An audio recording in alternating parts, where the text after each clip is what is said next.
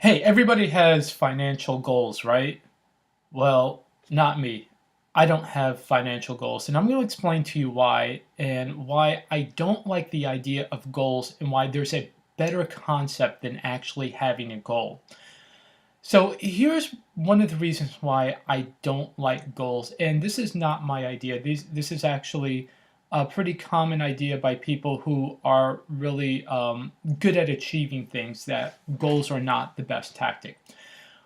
One of the reasons why setting goals is kind of a bad idea is because you're not setting up a way to achieve that goal if you just set up a goal. So if your goal is to say, I want to become a millionaire in 2 years, you may say, well, I'm going to try to become a millionaire in 2 years, and I'm going to do anything and everything I can to become a millionaire. And that could include doing stuff that's unethical, possibly illegal, or something that you're not comfortable doing.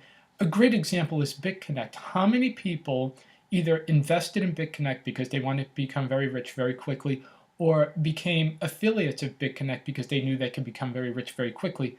Both of those people lost everything because all they saw was that number, like, hitting $1 million in the bank in 2 years, and they said, "Oh, look at BitConnect. I put $10,000 in there, and the ridiculous compound interest. I could become a millionaire in a couple of years." Or people who put out YouTube videos talking about, oh, BitConnect's a great investment and they're getting a cut of all the money that's going in. The whole thing implodes. Everybody loses money. If you had a video on YouTube promoting BitConnect, your reputation is ruined. Any money that you have in BitConnect is pretty much gone. I think they paid you pennies on the dollar with their ridiculous BitConnect cryptocurrency or whatever. So having a goal is not that great if you're basically in the mode of, I'll do anything and everything to hit that goal. Another thing, when you hit a goal, sometimes it may not be satisfying if you hit that goal. If you hit $1 million by doing something unethical or something that you just didn't enjoy doing, that you didn't feel comfortable doing, once you hit that goal, you're going to feel a sort of emptiness once you hit that goal. And it's going to be like, well, I hit it, but I don't feel any different. I don't feel good about myself. And I just essentially wasted 2 years of my life.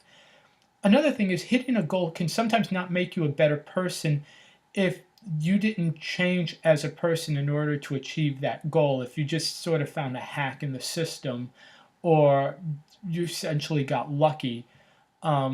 What you want to do is, the purpose in life when you create a goal is that you become a better person, not just to achieve that goal, because then going forward in the future, you use as how you hit any achievement as a way to hit more achievements.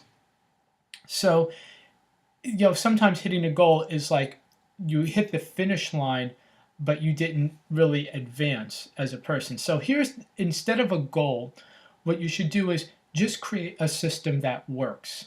And the system that works will naturally take you to whatever quote unquote goal you have, or whatever place you want to be. In fact, you will probably exceed that goal. And just to give you an example, I used to weigh about 360 pounds. I had a humongous weight problem early in my life. And when I was in college, when I weighed about 300, I think at the time I weighed 330 pounds. I wasn't 360 yet. I weighed 330 pounds. And I was in college, and I set a goal that I was going to weigh 155 pounds. And I just set that as a goal. I didn't care how I hit that goal. I was just going to hit that goal. So you know what I did? I starved myself. I didn't eat breakfast. For lunch, I would just have rice and beans. And then for dinner, I would have chicken with vegetables and potatoes. I would have a normal dinner. However, as an adult male, 5'11", I was only consuming 1,200 calories a day. And I didn't exercise. I didn't have the energy. I literally, even if I wanted to work out, I couldn't, because one, I was very overweight. Two, I was starving myself. And I did hit my goal. I went down. In fact, I went past my goal of 155. I went down to like 148, maybe even lower, maybe even 143. I looked very, very unhealthy because I did not exercise. So not only did I lose fat, I lost a lot of muscle mass. And I felt very, very weak, and I felt very, very vulnerable, because at least with all that weight on me, I felt like I had a wall around me.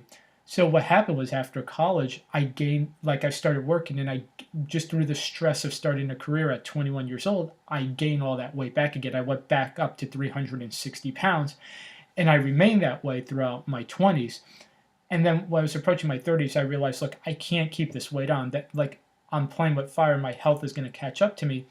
So instead, I just created a system.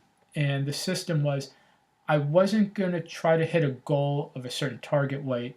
I was just going to start eating better very gradually and start exercising, which I did through walking. Because at the time I was at 360 pounds, and walking was sort of, walking's the best exercise, but it's the only exercise you could do at that weight. So I started walking.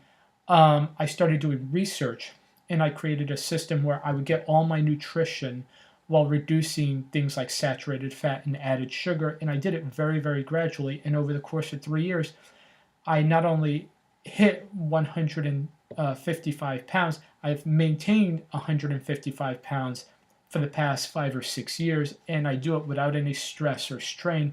And it's through a system, not a goal. In fact, I'm at 155, but I don't set that as a goal. That's just naturally where my body wants to be and where I feel more comfortable.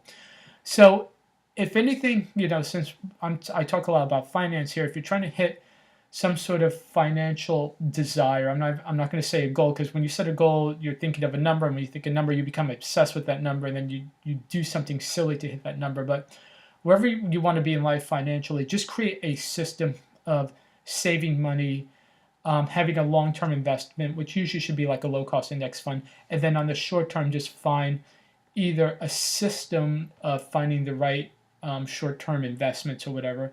And just by working the system, you're naturally going to get to where you want to be, and you're probably going to exceed it. So my big message for the day is, don't think about goals, think about systems. Okay, thanks. See you in the next video.